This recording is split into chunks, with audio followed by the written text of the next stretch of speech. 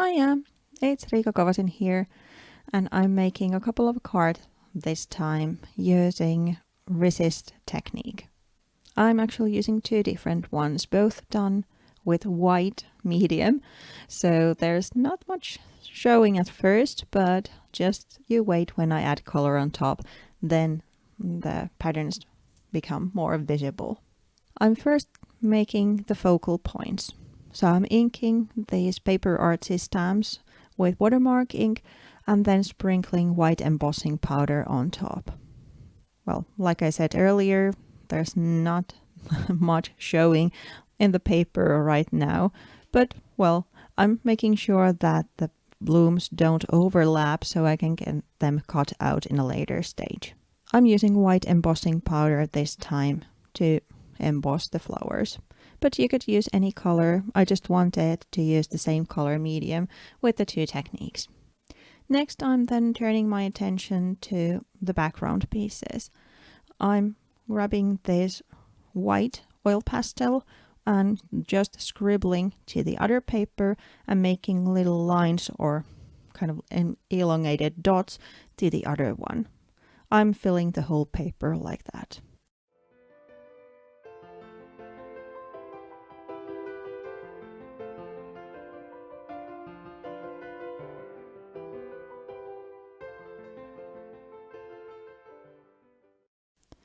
Next is then adding the colors on top.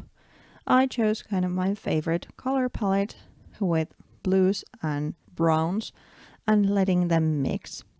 I'm first pushing the ink pads to my craft table and then spray some water on top and thus get this explosion of different colors as they pool and mix together in various ways.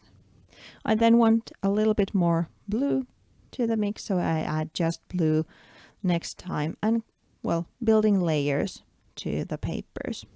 I'm using the same colors also to color my focal points, the flowers. The procedure is kind of the same. I push the ink pad to my craft table and then use a wet brush to make them more like watercolors and color the flowers that way.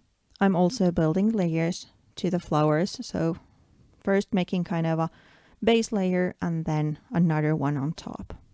As you can see from the materials list in the description box, I didn't use any green ink, but the green in the flower leaves or present in the backgrounds is a result of mixing the blues with the brown inks.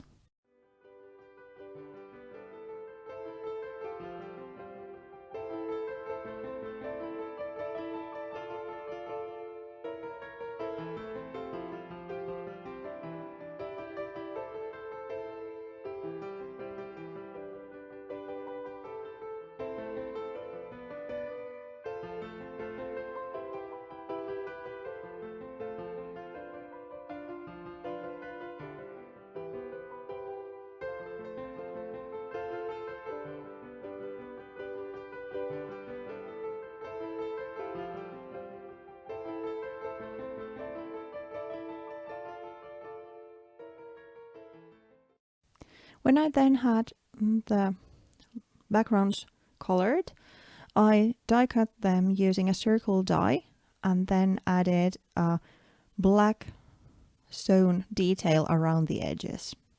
I made that to kind of highlight the shape but also bring a little bit of contrast to the background and kind of using that as a way to enhance the difference between the background and the focal point. I'm now cutting the circles loose because I just sewed them all together, and then I'm adding them to these white pieces of cardstock that I cut, so they are fitting then to the top of an A6 sized card. I'm using double-sided tape to adhere the circles in place and making these a little bit of triangle looking compositions with the smaller one on top and the bigger one on the bottom. I then layer the flowers on top using foam tape, so there's a little bit of dimensional thing going on. As the finishing touch with these elements, I'm then adding the smallest circle and kind of varying the way where I place it to make a little bit difference to each composition. Next thing, I then mount these focal areas on top of another piece of cardstock, this time colored one, so it's kind of framing the card nicely. And then I'm covering the flower because I don't want any black splashes on the flower, but in a way I'm kind of repeating that black that's sewn in to the circles with some black splashes.